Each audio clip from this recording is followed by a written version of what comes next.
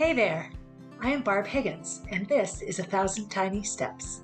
In this podcast, I share my stories of love, loss, triumph, and tragedy as I continue to retrace my steps and ponder what led to the death of my daughter Molly. By doing so, I hope to not only help myself, but to bring purpose and possibility to those who listen. If you are ready to laugh, cry, shake your head in disbelief, then tie, buckle, face up, or slip on your shoes and join me as we begin our 1,000 Tiny Steps. Hey everybody, is here welcoming to episode 169 of 1,000 Tiny Steps, and my second episode in season 10 around lies or mistruths or hidden agendas around food.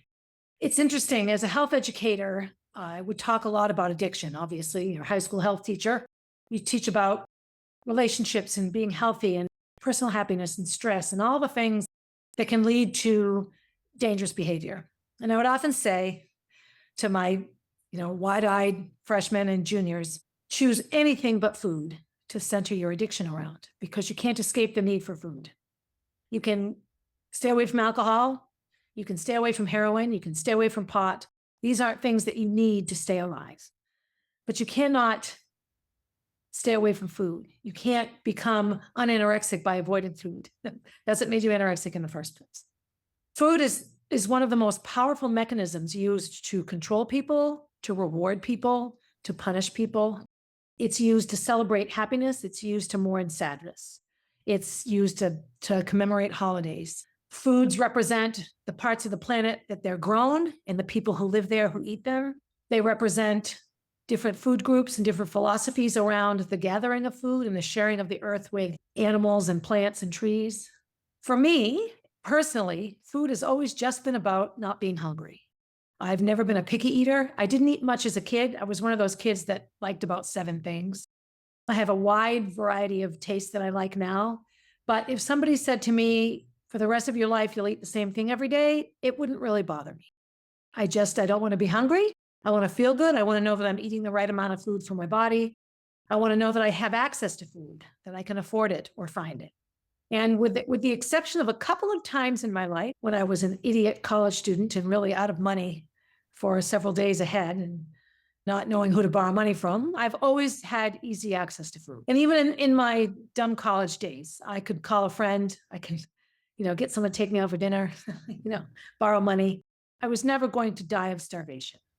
And I'm lucky. I'm incredibly privileged to live in a society and have had a life where I can do this. Children have no control, especially in modernized culture where we don't teach children how to find their own food, cook and prepare food and cook it and eat it, hunt it. We have a very modern society. We bring our kids with us to the grocery store where this giant building is full of food. School and feeding kids that go to school, not surprisingly, is an industry that's full of mistruths and secrets and, frankly, lies. A good friend of mine, Art Ellison, recently passed away, and he was a member of the New Hampshire legislature and a huge proponent of giving all kids free lunch. And so you think, okay, school districts have budgets and, relying on tax dollars to run schools, that can be tricky. I know, being a school board member, we're always waiting for the government. What is the federal government going to support and fund this year? What is the state government going to support? What are we going to be relying on ourselves? How can we generate revenue and earn money? You want to educate kids. You want them to be healthy and well-fed and happy and feel safe. But test scores, my goodness, must be high. It's not surprising that school and lunches is an issue. I'm on the Communications and Policy Committee on our school board now, and we had a meeting that was a lot of discussion around our policies of lunch in my school district. So we have free and reduced lunch, and that's based on parent income. We also would never turn a kid away. Nobody will ever not get fed in a Concord school district cafeteria. However, the way that it's set up, the way that the money comes from the government, when you take money from something, a government program, there are regulations and stipulations. So to participate in the National School Lunch Program, you have to make sure that the meals you provide match almost unreachable proportion levels of protein and carbohydrate and whole grains. And, now keep in mind, you're feeding 5-year-olds and you're feeding 18-year-olds. The differences in all really should be taken into consideration better than they are if you're going to regulate amounts of food and what food you're serving. So a good example is say your school lunch was, macaroni and cheese. Okay, well, so there's dairy in there, there's carbs in there, the noodles, there's cheese, milk. So you need to have a vegetable, so maybe baby carrots, and then you need to have a whole grain. So what might you have? Maybe you'll have rice or some sort of secondary food that's a whole grain, brown rice, whole grain brown rice, maybe bread. All right, so now we're looking at a really starchy lunch, right? However, you have to put together all these different food groups and ingredients. Say somebody wants ketchup on their fries. So packets of ketchup have to be considered into the formula of the school lunch. So if the condiment of ketchup puts you over sugar or over salt or over vegetable or fruit over the proportion, now your lunch isn't meeting the guideline and you have to sort of start over. Lunch workers, school cooks, school kitchens have an almost impossible task in creating a yummy tasting, desirable, colorful, healthy, desired school lunch for children. Pizza Friday is always popular. Hot lunch pizzas are not Domino's pizza. They're those microwavable cardboard style pizzas. It's still a popular day.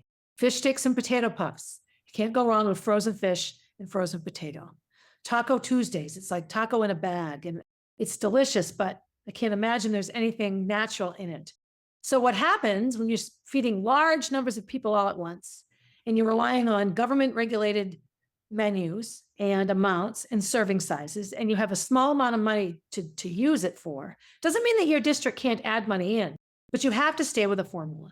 What ends up happening is most school districts buy school lunches. They buy ready-made materials with which to make school lunch from 3 major companies: Chartwell's, Aramark, and Sodexo. So these companies create food that's highly processed and frozen so that it can be stored and delivered safely across the country. So school districts get truckloads of this frozen food, which they put into freezers. And on a given day, they take out the correct amounts of whatever they're serving, and there's directions on what goes on each plate for each student. Most of this food is bland. Most of it is highly processed and frozen. So even kids who are getting processed food at home have a hard time sometimes with school lunch. If you're hungry, if you're food insecure at your home, even the nastiest school lunch is something in your stomach. But it's a far cry from what your wealthy friend sitting next to you at the cafeteria table might eat. Because in Concord schools as well, there are a la carte options. And these options exist because it raises money for the food service program. It raises money so that we can pay the food service workers. Sometimes the whole food program isn't even part of the school district budget. And I'm not 100% sure what our actual budget covers, what we have to subsidize through selling kids bags of Doritos and slices of Domino's pizza and cans of soda. I know at our high school, none of these things can be sold during lunch. All of the snacks and soda machines and all those things have to be turned off during the lunch period. You can't offer anything in a cafeteria that conflicts or competes with the school lunch if you're receiving federal money. You have to eat the school lunch. This was driven home to me once when I was in an elementary school and there was all this bottled water in the hallway and kids could just take it. And I said, why isn't this in the cafeteria? Well, because water is considered a choice during the lunch period, the children might not take the milk. Then we go into, it's not what the children are eating, it's what you're putting on the tray that you're giving to the children. They could throw the whole thing in the dump and eat junk food, and it doesn't matter. You've just served a healthy lunch to a student, and that student has been given a healthy lunch. Well, all their friends are different. So I got to thinking about my small town and what I remember and what was actually going on. So I'm here in Florida right now with my mom. And so I asked her, when you were little, what was hot lunch like? So what she remembers most about hot lunch is that the cooks were full-time employees of the school district, and they spent the entire morning cooking lunch. And hot lunch was like a main meal. And she remembered that if you were good, if you got all your work done, you could go down and help the cooks, the lunch ladies. One of my mother's favorite memories is watching them cut corn off of the cob. They were making shepherd's pie, and the cooks were cutting the corn off the cob to boil. The other cook was peeling potatoes. And then the other cook had gotten ground beef and was sauteing the ground beef. Actual potatoes, corn on a cob, And I don't know where the beef came from, but I asked my mother, where did these fresh vegetables come from? And there's a huge piece of land in Concord on Clinton Street that's called White Farm. And at the time, it was owned by the state, which I think it still is. But we had a massive state hospital, like a mental hospital, but it was huge, thousands of patients, all different programs. And a lot of the patients there that could work would work the farm. They'd plant the vegetables, they'd cultivate the vegetables, acres and acres and acres of food, which was then used to feed the folks that lived in the state hospital. And they made money by selling that food to the school district. So when I think of where my mother's elementary school was, Conant School, which was torn down, sadly, and there's a different school there now. And then Runlet, which was right next door. Well, my mother went to Runlet downtown, but White Farm is within walking distance of her elementary school. It's right there. So the food that she ate on her hot lunch tray was grown in the ground a quarter of a mile as the crow flies from where she was sitting at the lunch table eating it. So that's quite different. I don't remember my hot lunches tasting quite so good, but I do remember them being cooked. And when you had to go to the bathroom, and the bathrooms were usually in the basement, you could smell it. You could smell lunch cooking, and it was the yummiest thing ever. I remember that the potatoes when I was in school were instant potatoes. They weren't real potatoes anymore, which I didn't like. So I didn't get hot lunch. So what I noticed and remembered, what my mother sort of remembers, is that a lot of the kids that stayed at school and ate hot lunch were poor kids, kids with tricky homes. The kid with that alcoholic father or the divorced parent, the kids that were poor. They often didn't have food at home to bring to school. The food in their house was to feed them to eat when they were home, and they came to school with nothing. My mom doesn't remember how kids that couldn't afford a lunch in elementary school got to eat, but she remembers in the middle school, junior high school, they could earn their lunch. They would do tasks. They would take tickets. They would work with the custodians. They would earn their lunch. They would do jobs around the school to earn their lunch, which there's nothing wrong with earning your keep, but why is it a child's job in front of all their friends to earn their lunch? And my mother said, you knew right away, oh, Billy's taking tickets. That must mean Billy can't afford his lunch. We brought envelopes of cash to school every week. You brought your envelope with your lunch money or your milk money, and everyone had a milk or a hot lunch. I remember I had a lunch box, and so I didn't always have school milk. Sometimes I just had my milk at home. But I loved the little cartons, and I wanted to drink out of the little cartons too, like everyone else. That was just that. So I would bring my little envelope full of nickels and have my school milk. I do know that when I was in middle school and high school, oftentimes the hot lunch option, I used to pay, and it was cheap. It was like, $1.12. And I got like a cheeseburger, French fries, and I got a glass of soda. That's what I got. We have like a fountain of soda at the high school, and that was hot lunch. There was also always the actual hot lunch option. My hunch is I could get the fries and the cheeseburger and the soda because I was paying for it. And if I were on free lunch, that is not what my option would have been. It would have been the sloppy joes or the potato puffs and fish sticks. So this is one of those sad realities that keeps the poor people poor and everyone knowing about it. Because if you had money on your card, then you could buy the a la carte items.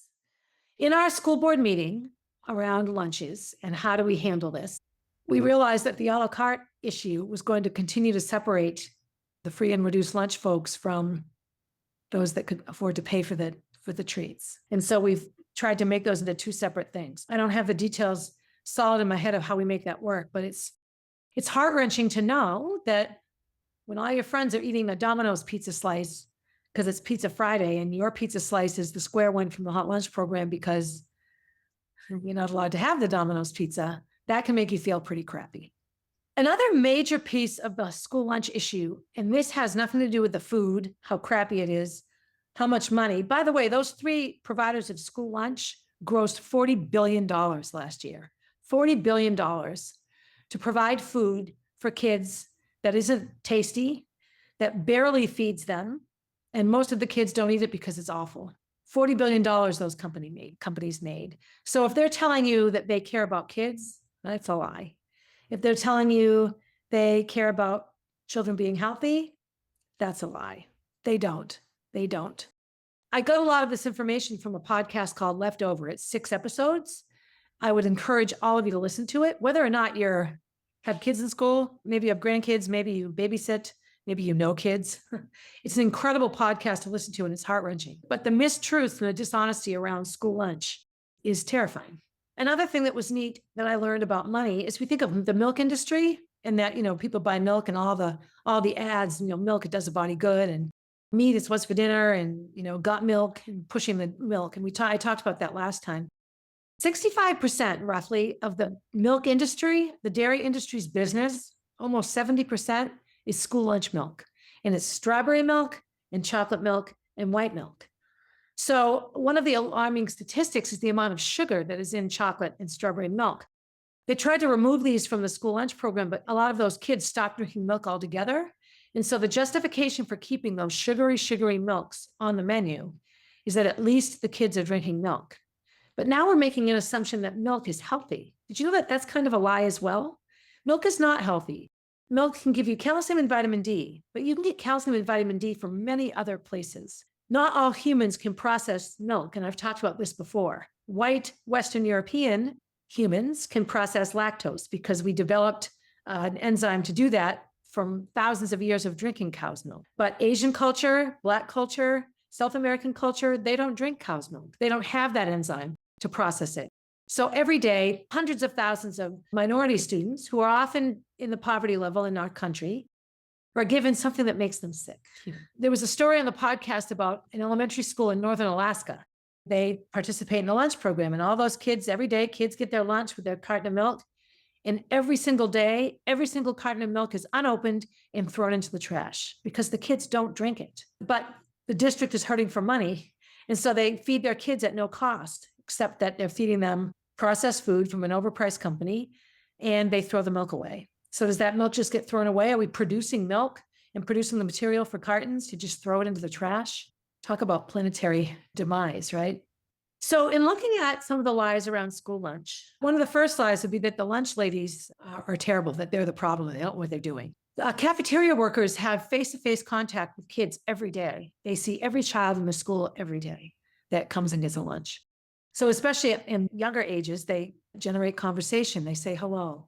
They get to know kids. They worry about them. They want them to eat their lunch. They want them to be healthy. And oftentimes they feel terrible about what they have to serve.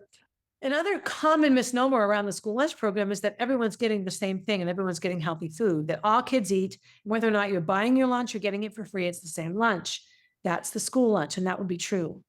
But school lunch is on the same level, financially speaking, as EBT cards, as food stamps. So there are formulas that the government uses to figure out how much per meal, the least amount of money per meal is spent to make sure a child is nourished in that meal. So they make these formulas up. So say a 10-year-old child. So in the EBT card, the food stamp formula, the government formula for how much for a family of 4 should be on that EBT card to feed the family of 4 for a month. The amount of food for a 10-year-old is 16 pounds less per week than the formula that's for a veterans program around food support for families of veterans. Okay. So a 10-year-old child who's receiving, now this is not a diss on veterans. We need to use the same formula no matter where the money's coming from. This is my issue. But a 10-year-old receiving food support from a higher leveled food company gets 16 pounds more than a 10-year-old getting their money from a food stamp or a school lunch program.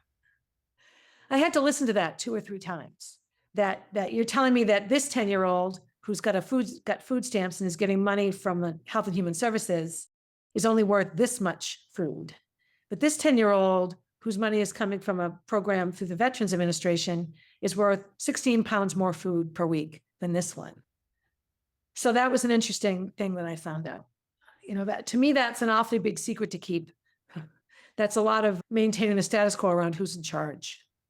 When I was growing up, what I remember most is going home for lunch. And I remember when I came home from college, I think it was maybe my 2nd or 3rd year of college, I was home and the school was still in session. And I asked my mom, oh, when will John and Jody come home for lunch? And my mother said, they're not allowed to come home for lunch anymore. The other message that school children get is that the most important thing at school is reading and writing and arithmetic. And now a whole lot of other social stuff that is another whole podcast episode. What isn't important is movement and food. There's no more morning recess along with snack in elementary schools in my town. And I think this is true in most places. There used to be a morning recess. You had your snack, you had food in your tummy, you had some milk or water or whatever, and then you went out and played for a few minutes. They don't have morning recess anymore. There's no time. Must do academics. For me, lunch was an hour. At 12 o'clock, I walked home from my school to my house, and my lunch would be on the table. My mother would have it ready for me. It was either a peanut butter and jelly sandwich or a peanut butter and marshmallow sandwich, maybe bologna and mustard, right? Usually soup of some sort. I liked chicken noodle. My brother liked tomato. We'd argue on what was on the TV. We could listen to the TV was in the other room. So there was like Leave It to Beaver was on, Dick Van Dyke. I think Dick Van Dyke was on. And so we would listen. We'd just have it on, we could listen. Or we'd eat at a TV tray on the couch. That was a blast. We'd have our lunch and chat with my mom and check in. And then we'd walk all the way back to school. So if you ate lunch at school, you had a full 30 minutes. So we would line up, we would go and get our lunch. When we got it back to our table, we would stand and wait. And we would wait until everyone had gotten their lunch.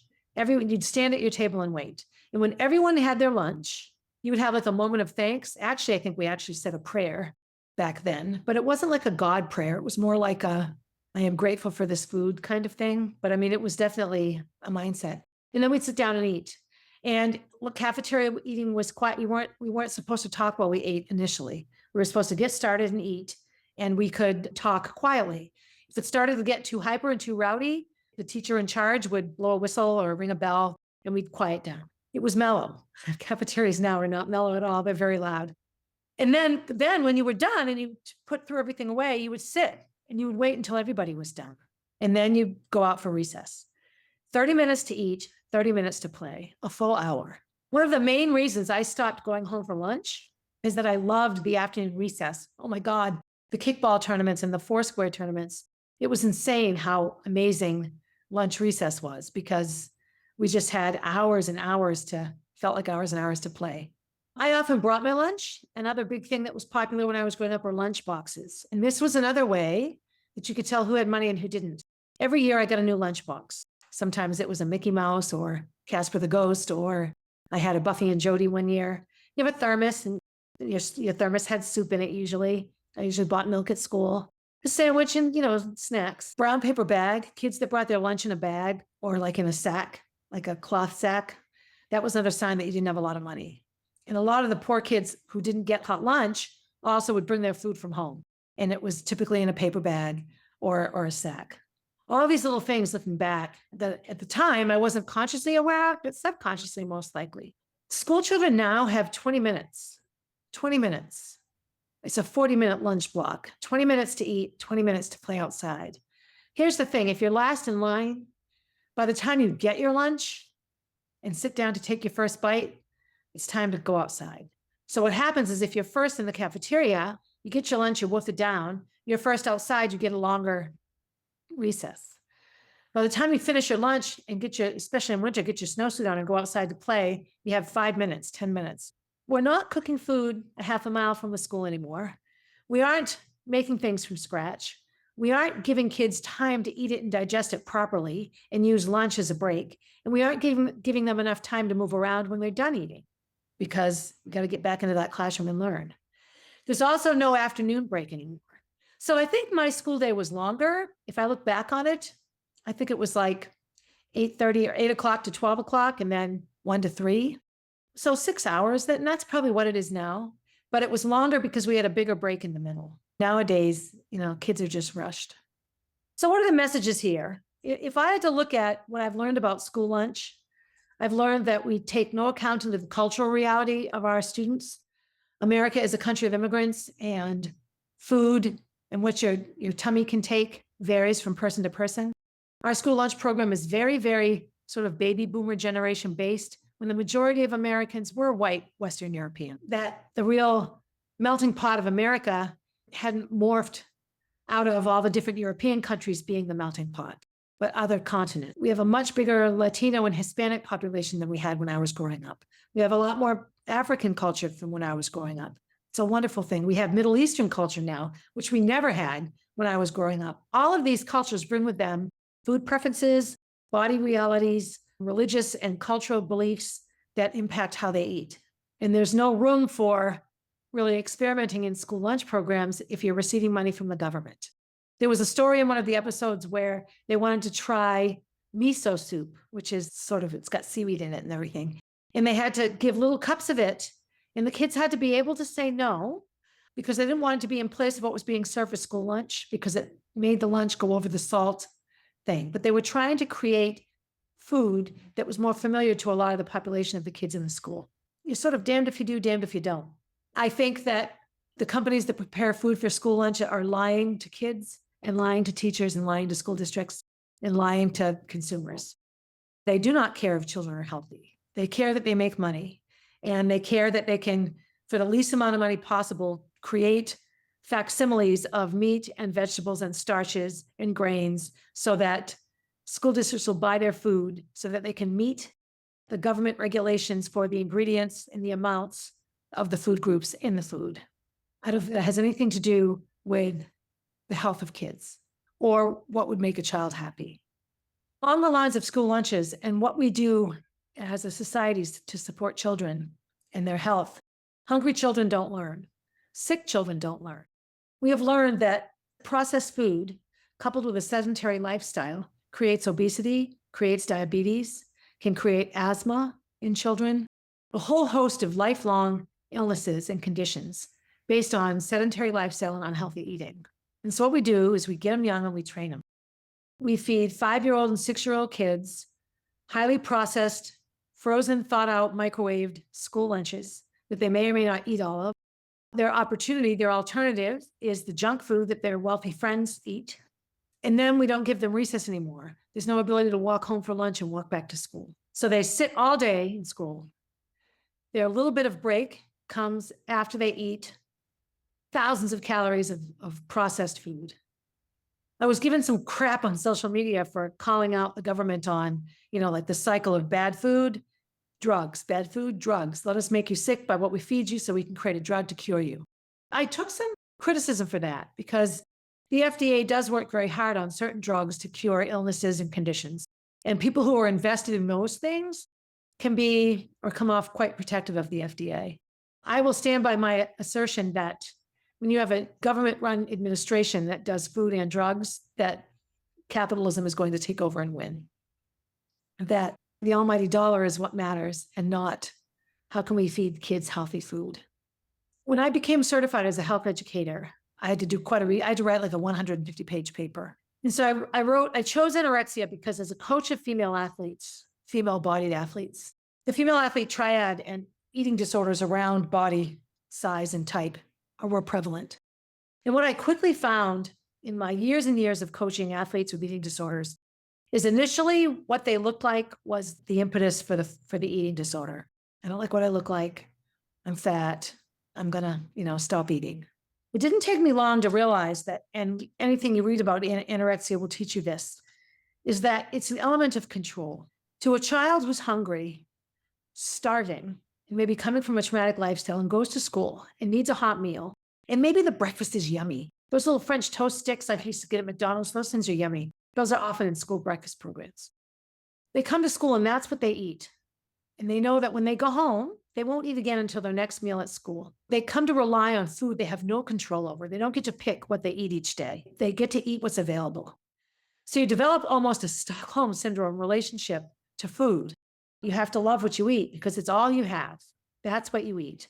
I remember school vacations when I taught at Walker School weren't always exciting, like, oh no, a whole week at home. Some kids were excited. A lot of kids were not. I've mentioned before that when I taught at Walker School, I would go in 3 days over vacation and let the kids know when I was there. And I had a classroom full of kids all 3 days. And I'd order pizza from Domino's and I'd get, soda. We'd have the most wonderful time and they'd get work done and we'd pick a project and do it.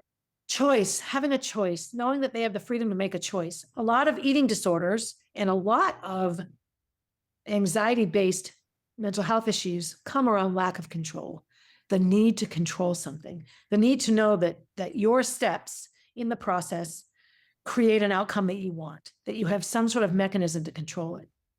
And I think that food is a major way to keep people in their place, to remind them where they belong. And I know that might sound harsh. And I know that when Michelle Obama came up with her fabulous school lunch program, that maybe ultimately it was with all the best intentions. Let's get kids moving.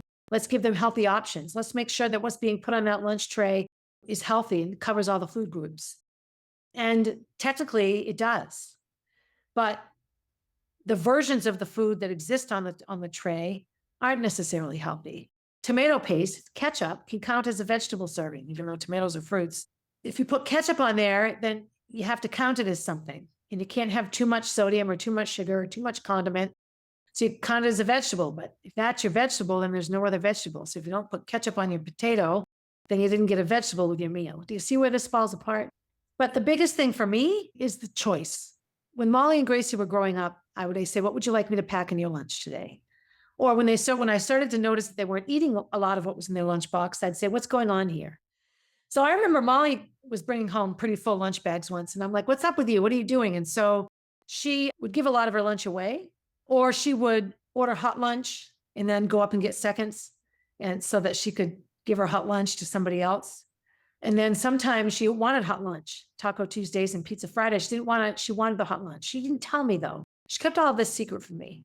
So I never knew what was going on based on Molly's lunchbox. Either she was, giving her food away and coming home with an empty lunchbox and starving, or she was eating a hot lunch and buying someone else a hot lunch and not eating what was in her lunchbox. She was always up to something in the cafeteria, but Molly noticed everything. She noticed it all. And she noticed when she felt that kids were not getting what they needed. She had a good friend, Habaku. I've talked about him before.